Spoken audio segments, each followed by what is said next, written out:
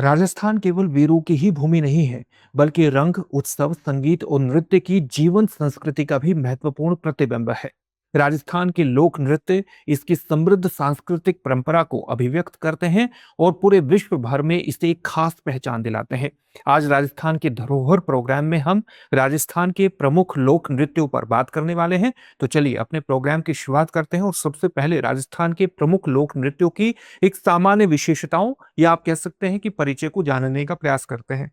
राजस्थान में लोक नृत्यों की शुरुआत बहुत प्रारंभ में यानी प्राचीन काल से ही हो गई थी और ये जिस भी क्षेत्र में प्रस्तुत किए जाते हैं उसकी खास सांस्कृतिक विशेषताओं को प्रकट भी करते हैं। राजस्थान के अलग अलग क्षेत्रों में अलग अलग लोक नृत्य प्रचलित हैं और इसलिए जब हम लोक नृत्यों की कैटेगरी निर्धारित करते हैं तो उसमें एक महत्वपूर्ण कैटेगरी आती है क्षेत्रीय लोक नृत्य, जो किसी खास क्षेत्र में विशेष रूप से प्रचलित होते हैं। ये लोगों के जीवन में विशेष रूप से आनंद और उमंग भरने का काम करते हैं, उनकी जीवटता को प्रस्तुत करते हैं और साथ ही उनके भीतर शौर्य की एक भावना को भी जगाने का काम करते हैं। राजस्थान के लोक नृत्य राजस्थान की सामाजिक, धार्मिक और सांस्कृतिक अभिव्यक्ति हैं, यानी विशेष रूप से राजस्थान के अलग अलग जो सामाजिक, धार्मिक और सांस्कृतिक अवसर हैं उन पर इनको प्रस्तुत किया जाता है। अगर हम राजस्थान के लोक नृत्यों की सामान्य विशेषताओं के बारे में बात करें, सामान्य विशेषताएं निकालने की कोशिश करें, तो उसमें सबसे पहली विशेषता ये आती है कि राजस्थान के अधिकांश लोक नृत्य किसी एक व्यक्ति, एक पर्सन के द्वारा नहीं किए जाते हैं, बल्कि ये सामूहिक रूप से किए जाते हैं। इसमें पुरुष और महिलाएं कई लोक नृत्यों में सामूहिक रूप से भाग लेती हैं। कुछ ऐसे नृत्य हैं जिसमें केवल पुरुष भाग लेते हैं, कुछ ऐसे हैं जिसमें केवल महिलाएं सामूहिक रूप से भाग लेते हैं। इन लोक नृत्यों में किसी निश्चित नियम का अभाव है। ये किसी खास तरह के नियमों से ही अपने आप को बांधे हुए नहीं हैं। इनमें उत्साह और उमंग सामान्य रूप से आपको देखने को मिलेगा। जिस भी क्षेत्र में जो लोक नृत्य विशेष रूप से प्रचलित है, उसी क्षेत्र में जो पहनावा सामान्य रूप से प्रचलन में होता है, उसी पहनावे का, उसी वेशभूषा का इसमें प्रयोग किया जाता है। और जो उस क्षेत्र में विशेष रूप से जो संगीत के वाद्य यंत्र का प्रचलन होता है, उन्हीं वाद्य यंत्रों का उस खास नृत्य में प्रयोग भी किया जाता है। क्षेत्रीय संस्कृति का महत्वपूर्ण प्रतिबिंब है, न केवल महत्वपूर्ण प्रतिबिंब है बल्कि क्षेत्रीय संस्कृति को जीवंत बनाए रखने के साथ साथ उसे आगे बढ़ाने का भी ये काम करते हैं। लोक नृत्यों की अगर हम बात करें तो राजस्थान के लोक नृत्यों को मुख्य रूप से 3 भागों में बांटा जा सकता है। सबसे पहले है क्षेत्रीय नृत्य। क्षेत्रीय लोक नृत्य इसका मतलब है जो किसी खास क्षेत्र में विशेष रूप से प्रचलित होते हैं, खास क्षेत्र में ही ये प्रचलित होते हैं। दूसरा कौन से नृत्य आते हैं? दूसरे आते हैं जातीय नृत्य। जातीय लोक नृत्य वे नृत्य हैं जो किसी खास समुदाय के द्वारा किए जाते हैं। तीसरे नृत्य में कौन से आते हैं? व्यावसायिक नृत्य। व्यावसायिक नृत्यों में वे लोक नृत्यों उन लोक नृत्यों को शामिल किया जाता है जो आजीविका के उद्देश्य से किए जाते हैं। आजीविका को चलाने के लिए इन नृत्यों का मुख्य रूप से प्रदर्शन किया जाता है। अब हम राजस्थान के अलग अलग लोक नृत्यों को समझने का प्रयास करेंगे, लेकिन उससे पहले इस बात को आपको ध्यान में रखना है कि अगर आप आरएएस की प्रारंभिक और मुख्य परीक्षा की इकट्ठी तैयारी कर रहे हैं तो दृष्टि संस्थान का फाउंडेशन बैच आपके लिए विशेष रूप से उपयोगी होगा। और इसकी सबसे खास बात क्या है कि ये आपको ऑफलाइन मोड और ऑनलाइन मोड दोनों में प्राप्त होगा। ऑफलाइन मोड की क्लासेस आपको दृष्टि संस्थान की जयपुर शाखा में मिलेंगी और ऑनलाइन मोड की क्लासेस आपको जयपुर क्लासरूम से ही लाइव प्राप्त हो जाएंगी। 20 से 22 माह में संपूर्ण पाठ्यक्रम का कवरेज है। आपको 1 वर्ष तक आरएएस प्रीलिम्स की टेस्ट सीरीज निःशुल्क प्राप्त होगी। ऑनलाइन मोड की क्लासेस को 3 वर्षों तक जितनी बार चाहें उतनी बार देख सकते हैं। असीमित व्यू टाइम है, अपने आप में कंप्लीट पैकेज है तैयारी का। तो इसमें एडमिशन लेने के लिए डिस्क्रिप्शन में दिए गए लिंक पर जाकर के अपने आप को रजिस्टर करा सकते हैं। दृष्टि लर्निंग ऐप को डाउनलोड कर लेंगे तो इस तरह की सुविधाओं से जुड़ना आसान हो जाएगा। और किसी भी तरह का डाउट हो तो 8750187501 पर कॉल कर लीजिएगा। इस नंबर पर कॉल करेंगे तो आपके सभी डाउट्स को क्लियर कर दिया जाएगा। चलिए अब राजस्थान के जो प्रमुख लोक नृत्य हैं उनको जानने का प्रयास करते हैं। सबसे पहला है गैर नृत्य। गैर नृत्य जो है वो आदिवासी क्षेत्रों का प्रमुख नृत्य है, मुख्य रूप से भील संस्कृति का प्रतीक है। और जब हम राजस्थान की भील जनजाति के बारे में बात करते हैं तो इसकी मुख्य बसावट आपको राजस्थान के दक्षिण क्षेत्र में विशेष रूप से बांसवाड़ा और डूंगरपुर, ये डूंगरपुर है, ये बांसवाड़ा है, इस क्षेत्र में देखने को मिलेगी। जो गैर नृत्य है ये होली के अवसर पर, मुख्यतः होली के अवसर पर किया जाता है और इसमें पुरुष अंगरखी, धोती और पगड़ी पहनते हैं। हाथों में छड़ियां लेकर के गोल घेरे में पुरुष नृत्य करते हैं। कौन से वाद्य यंत्रों का, संगीत वाद्य यंत्रों का इसमें प्रयोग किया जाता है? ढोल, बाकियां और थाली की संगत का प्रयोग करते हैं। इन तीनों ही वाद्य यंत्रों का गैर नृत्य के दौरान प्रयोग किया जाता है। तो ये गैर नृत्य के बारे में बात हुई। दूसरा जो महत्वपूर्ण नृत्य है वो है गीदड़ नृत्य। गीदड़ नृत्य कौन से क्षेत्र में प्रचलित है? शेखावाटी क्षेत्र में। और जब हम राजस्थान के शेखावाटी क्षेत्र की बात करते हैं तो इसके अंतर्गत कौन सा क्षेत्र आता है? राजस्थान के अगर आप उत्तरी क्षेत्र में देखेंगे तो एक जिला है सीकर, एक है झुंझुनू, एक है चूरू। ये क्षेत्र वस्तुतः शेखावाटी क्षेत्र के नाम से जाना जाता है और इसी क्षेत्र में प्रचलित है गीदड़ नृत्य। तो ये किस प्रकार का नृत्य हुआ? हमने अभी आपको बताया था कि राजस्थान में मुख्यतः 3 प्रकार के नृत्य हैं। अगर आप प्रकारों के रूप में उनका विभाजन करना चाहते हैं, अगर आप उनका एक वर्गीकरण करना चाहते हैं, उसमें है क्षेत्रीय नृत्य, व्यावसायिक नृत्य और जातीय नृत्य, जो किसी विशेष समुदाय के द्वारा किए जाते हैं। तो गीदड़ नृत्य कहां पर प्रचलित है? शेखावाटी क्षेत्र में। और शेखावाटी क्षेत्र में कौन से जिले आते हैं? सीकर, झुंझुनू और चूरू, ये जिले इसके अंतर्गत आते हैं। होली के डांडा रोपने से गीदड़ नृत्य का प्रारंभ होता है। होली के डांडा रोपने का मतलब क्या है? डांडा का मतलब है कोई लकड़ी या किसी पेड़ की टहनी। और आप जानते हैं कि होली के अवसर को तब प्रारंभ माना जाता है, होली तब से प्रारंभ होती है जब किसी गांव के चौराहे पर या किसी मोहल्ले के चौराहे पर आप इस लकड़ी को, इस डांडे को गाड़ देते हैं, तब से होली का प्रारंभ माना जाता है। और जहां पर इस डंडी को गाड़ा जाता है, ये डांडा रोपा जाता है, उसी स्थान पर होली का दहन किया जाता है। तो तब से लेकर के लगभग 1 सप्ताह तक गीदड़ नृत्य किया जाता है। नगाड़ों की ताल पर यह नृत्य किया जाता है और पुरुष छोटे डंडे लेकर गीतों के साथ नृत्य करते हैं। इसी प्रकार से राजस्थान में एक और नृत्य है, लोक नृत्य है, जो विशेष रूप से महत्वपूर्ण है, जिसे कहा जाता है डोल नृत्य। कई जगहों पर इसको ढोल नृत्य भी कहा जाता है। इसमें मुख्य वाद्य यंत्र आप कह सकते हैं कि ढोल का इस्तेमाल किया जाता है। तो डोल नृत्य मुख्यतः कहां पर प्रचलित है? जालोर क्षेत्र में। यहाँ जालोर क्षेत्र में मुख्यतः प्रचलित है और ये विवाह के अवसर पर किया जाता है। मुख्यतः माली, ढोली, सरगड़ा और भील जाति के द्वारा प्रस्तुत किया जाता है। और किस शैली में प्रस्तुत होता है? थापना शैली में। और थापना शैली किस शैली को अभिव्यक्त करती है? जब आप ढोल की थाप, ढोल पर थाप देते हैं, उसी थाप के अनुसार लयबद्ध तरीके से ये नृत्य किया जाता है। ढोल की थाप के अनुसार लयबद्ध तरीके से इस डोल नृत्य को प्रस्तुत किया जाता है। एक और नृत्य, लोक नृत्य विशेष रूप से प्रचलित है, जिसको हम बम नृत्य के नाम से संबोधित करते हैं। बम का मतलब है बड़े नगाड़े, क्योंकि इस नृत्य के दौरान बड़े नगाड़े बजाए जाते हैं और बड़े नगाड़ों को क्या कहते हैं? बम नृत्य। इसी के नाम पर यह पड़ा है बम नृत्य। ये कहां पर प्रचलित है? राजस्थान के अलवर, भरतपुर, ये भरतपुर है, ये अलवर है। भरतपुर और अलवर में ये विशेष रूप से प्रचलित है और फाल्गुन के अवसर पर इसको किया जाता है। फाल्गुन या फागुन के अवसर पर इसे किया जाता है। 2 बड़े डंडों से वादन इस नृत्य के दौरान किया जाता है। एक और नृत्य विशेष रूप से प्रचलित है जो पूरे राजस्थान में, एक तरह से राजस्थान में प्रचलित है, केवल राजस्थान में ही प्रचलित नहीं है, अब तो राजस्थान के अलावा दूसरे क्षेत्रों में भी किया जाता है और पूरे राजस्थान में इसको विशेष रूप से किया जाता है। सर्वाधिक प्रसिद्ध लोक नृत्य है राजस्थान का घूमर नृत्य है। महिलाओं के द्वारा किया जाता है। जो मांगलिक अवसर है, विशेष रूप से जो शुभ अवसर है, उन पर यह किया जाता है। इसमें ढोल, नगाड़ा और शहनाई की संगत, यानी उनको एक साथ बजाया जाता है। हाथों की लचकदार मुद्राएं प्रमुख रूप से इसमें प्रस्तुत की जाती हैं घूमर नृत्य में। एक और लोक नृत्य है गरबा नृत्य, लेकिन गरबा को आपने विशेष रूप से जाना होगा गुजरात के नाम से। गरबा तो अब पूरे भारत में प्रचलित हो चुका है। महिला प्रधान धार्मिक नृत्य है और शक्ति की उपासना से संबंधित है। गुजरात का प्रमुख नृत्य है, लेकिन गुजरात के साथ साथ ये राजस्थान के डूंगरपुर और बांसवाड़ा में भी विशेष रूप से प्रचलित है। राजस्थान और गुजरात की सांस्कृतिक समन्वय को भी ये एक महत्वपूर्ण रूप से प्रस्तुत करता है। गुजरात और राजस्थान के मध्य सांस्कृतिक समन्वय का भी एक महत्वपूर्ण उदाहरण है गरबा नृत्य। एक और नृत्य है गबरी नृत्य। गबरी नृत्य भील जनजाति का प्रमुख नृत्य है।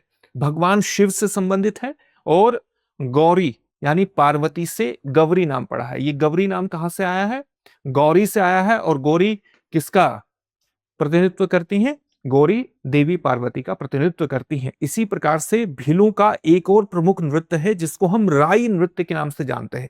भीलों का प्रसिद्ध नृत्य है राई नृत्य।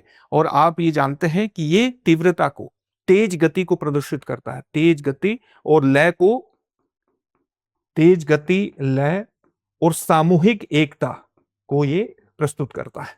इसी तरह से एक और नृत्य है वालर नृत्य, जो कि ग्रासिया जनजाति का प्रमुख नृत्य है। और वालर नृत्य में आप देखेंगे महिलाएं और पुरुष गोल घेरे में नृत्य करते हैं।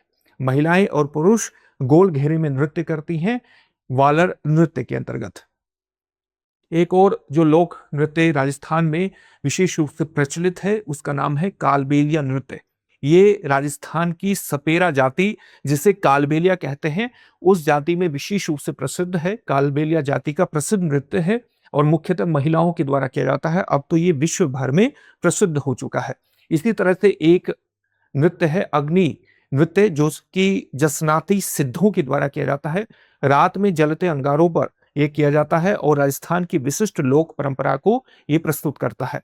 इसी तरह से एक लोक नृत्य है तेरह ताली नृत्य, जो कि कामड़ समुदाय की महिलाओं के द्वारा किया जाता है और शरीर पर मंजीरे बांध करके इसकी प्रस्तुति की जाती है।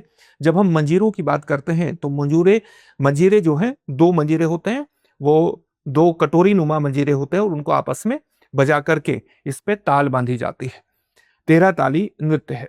इसी तरह से एक और लोक नृत्य है भवाई नृत्य। भवाई नृत्य की अगर हम बात करें तो ये व्यावसायिक लोक नृत्य के अंतर्गत आता है। और जब व्यावसायिक लोक नृत्य की हम बात करते हैं तो उसका सीधा सा मतलब है कि वो आजीविका के लिए किया जाता है। तो भवाई नृत्य उसी प्रकार का नृत्य है। सिर पर कई मटके रखकर कांच, तलवार और हाथी, माफ कीजिएगा, कांच, तलवार और थाली पर संतुलन बना करके ये नृत्य किया जाता है। सिर पर कई मटके रखे जाते हैं, कांच, तलवार और थाली पर संतुलन बनाकर के नृत्य किया जाता है और इस प्रकार से ये एक बहुत ही अद्भुत शारीरिक संतुलन को प्रस्तुत करता है। इसी तरह से एक कठपुतली नृत्य है, जो कि आजीविका का माध्यम है। लकड़ी की कठपुतलियों को पर डोरी बांध करके ये नृत्य करवाया जाता है। राजस्थान की ऐतिहासिक घटनाओं को इसके माध्यम से प्रस्तुत किया जाता है। राजस्थान के बहुत से वीरों के शौर्य को भी प्रस्तुत किया जाता है और सामाजिक संदेश देने के लिए भी कठपुतली नृत्य का प्रयोग किया जाता है। तो राजस्थान की विश्व प्रसिद्ध लोक कला है कठपुतली नृत्य। आजीविका का एक महत्वपूर्ण माध्यम भी है। शास्त्रीय नृत्यों की बात करें तो आप जानते हैं कि जो कथक नृत्य है वो पूरे भारत में प्रचलित है और कथक नृत्य का एक विशेष घराना है जयपुर घराना। लेकिन जयपुर घराने के बारे में हम बात करें उससे पहले आपको कथक नृत्य के बारे में सामान्य जानकारी भी प्राप्त होनी चाहिए। भारत की प्रमुख शास्त्रीय नृत्य शैली है और बहुत से विद्वानों के अनुसार कथक का जो उद्भव हुआ था, जो उद्गम हुआ था, वो वस्तुतः राजस्थान में ही हुआ था। राजस्थान से ही इसका माना जाता है। अनेक विद्वान ऐसे हैं जो इस बात को मानते हैं। कथक शब्द का अर्थ क्या है? कथा कहने वाला। प्राचीन काल में जो कथावाचक थे वो मंदिरों में कथा कहते थे और मंदिरों में धार्मिक कथाएं प्रस्तुत करने के दौरान संगीत, अभिनय और नृत्य का भी एक तरह से प्रस्तुतिकरण होता था। संगीत, अभिनय और नृत्य का एक समन्वय दिखाई देता था जब कथावाचक मंदिर में किसी कथा को कहते थे। मुगल काल में इसने श्रृंगारिक रूप धारण कर दिया और धीरे धीरे इसकी भाव अभिव्यक्ति में, इसकी वेशभूषा में और इसको प्रस्तुत करने के तरीके में, यानी इसकी तकनीक में धीरे धीरे बदलाव आते चले गए। इसमें कई घराने विकसित हुए, जैसे जयपुर घराना, लखनऊ घराना और बनारस घराना। जयपुर घराने वस्तुतः कथक की हिंदू शैली का प्रमुख प्रतिनिधित्व करता है। धार्मिक भावनाओं पर यह आधारित है और तीव्र लय और उत्कृष्ट जो पखावज संगत है वो उसमें आपको देखने को मिलेगी। तीव्र लय के साथ इस नृत्य को प्रस्तुत किया जाता है। इसमें कई वाद्य यंत्रों का प्रयोग किया जाता है। पखावज किस प्रकार का जो वाद्य यंत्र है वो आप इसको देखेंगे कि ये मृदंग की तरह दिखाई देता है, मृदंग की तरह होता है, या आप कह सकते हैं कि ढोलक की तरह भी ये कुछ-कुछ दिखाई देता है। पखावज, पखावज, पखावज ढोलक की तरह दिखाई देता है, मृदंग की तरह होता है। साथ ही जब आप कथक का प्रस्तुतिकरण होता है तो उसमें केवल पखावज का ही प्रयोग नहीं होता। उसमें आप देखेंगे कि कई जैसे हारमोनियम का भी प्रयोग होता है।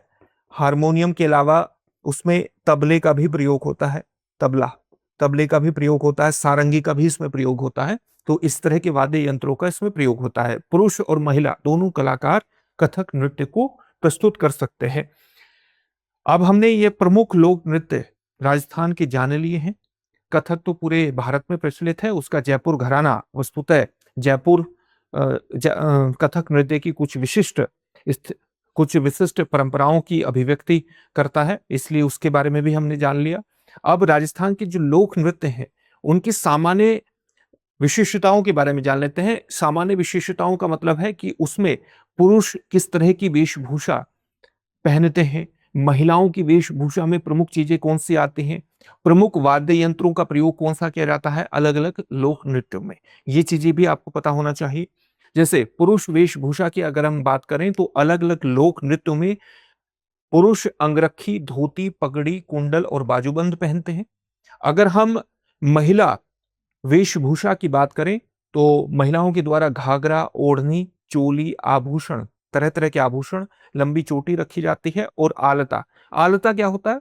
आलता लाल रंग की एक प्राकृतिक या कृत्रिम डाई होती है, जो आप पैरों पर लगाते हैं, कभी-कभी महिलाएं हाथों पर भी उसको लगाती हैं। सजावट के लिए ये इस्तेमाल किया जाता है। अगर हम प्रमुख वाद्य यंत्रों की बात करें तो ढोल, नगाड़ा, शहनाई, बांकिया, थाली, पखावज, मंजीरे, सितार, हारमोनियम और बांसुरी का प्रयोग राजस्थान के लोक नृत्यों के दौरान किया जाता है। अगर राजस्थान के लोक नृत्यों की सामाजिक महत्व को देखें तो ये कहीं न कहीं राजस्थान के सामाजिक एकता को भी प्रस्तुत करते हैं, सामूहिक एकता का एक महत्वपूर्ण प्रतीक है। राजस्थान के लोक जीवन की, राजस्थान की संस्कृति की महत्वपूर्ण अभिव्यक्ति इसमें होती है और एक बहुत बड़ा महत्व यह है कि जो आने वाली पीढ़ी है, जब इनका प्रस्तुतिकरण किया जाता है, तो आने वाली पीढ़ी को अपनी सांस्कृतिक परंपराओं के बारे में, अपने पूर्वजों के बारे में, अलग-अलग लोक नृत्यों के माध्यम से अपनी संस्कृति के बारे में जानकारी मिलती है। उसके प्रति एक लगाव की भावना उत्पन्न होती है और वो भविष्य में उसको बनाए रख सके, इसकी पृष्ठभूमि भी निर्मित होती है इन लोक नृत्यों के आयोजनों से। तो लोक जीवन से गहरे संबंध को ये प्रस्तुत करते हैं, त्योहारों और विवाहों की शोभा को भी ये बढ़ा देते हैं। अगर धार्मिक महत्व के बारे में बात करें तो शिव, शक्ति और लोक देवताओं की आराधना स्पष्ट रूप से इनमें झलकती है और धार्मिक उत्सवों का भी एक अभिन्न अंग है राजस्थान के लोक नृत्य। अब हम देखेंगे इसके सांस्कृतिक महत्व को। जैसा कि अभी हमने कहा कि राजस्थान की लोक संस्कृति का संरक्षण होता है। संरक्षण किस प्रकार से होता है? एक तो आप लोक नृत्य प्रस्तुत कर रहे हैं, जो अपनी प्राचीन परंपरा है, समृद्ध सांस्कृतिक परंपरा है, उसको बनाए रखे हुए हैं। नई पीढ़ी में इसका संचार भी करते हैं इन लोक नृत्यों के आयोजनों के माध्यम से। तो इस प्रकार से संरक्षण होता है राजस्थान की लोक संस्कृति का। जनजातीय जीवन का भी इनके माध्यम से परिचय मिलता है, क्योंकि बहुत से ऐसे नृत्य हैं जो राजस्थान की गरासिया या राजस्थान की भील जनजाति के द्वारा किए जाते हैं। सांस्कृतिक विरासत को जीवित रखने का एक माध्यम बनता है, जैसा कि अभी हमने समझाया था। साथ ही राजस्थान में व्यावसायिक लोक नृत्य भी प्रचलित हैं, जो कि बहुत से कलाकारों की आजीविका का एक प्रमुख आधार बनते हैं। राजस्थान में जो लोक नृत्य हैं, वो देशी और विदेशी जो पर्यटक आते हैं, उनके लिए भी एक आकर्षण का माध्यम बनते हैं। और जब उनके लिए आकर्षण का एक माध्यम बनते हैं, तो लोक नृत्य प्रस्तुत करने वाले कलाकारों का जो आजीविका का एक मजबूत माध्यम भी ये बन जाते हैं लोक नृत्य। विश्व स्तर पर राजस्थान की पहचान भी ये बनाते हैं। विश्व स्तर पर जो राजस्थान की एक खास पहचान बनाने में लोक नृत्यों की विशिष्ट भूमिका रही है। अब इससे जुड़े हुए एक प्रश्न को देख लेते हैं। प्रश्न क्या है? गैर नृत्य मुख्य रूप से किस अवसर पर किया जाता है? आपके सामने ऑप्शंस क्या है? दीपावली, दशहरा, होली, तीज या अनुत्तरित प्रश्न। इस प्रश्न का उत्तर कमेंट बॉक्स में कमेंट करके जरूर दीजिएगा। फिर से नए सेशन में मिलेंगे। धन्यवाद। अब एग्जाम की तैयारी को और बेहतर करने के लिए हमारे चैनल को लाइक, शेयर और सब्सक्राइब करना ना भूलें।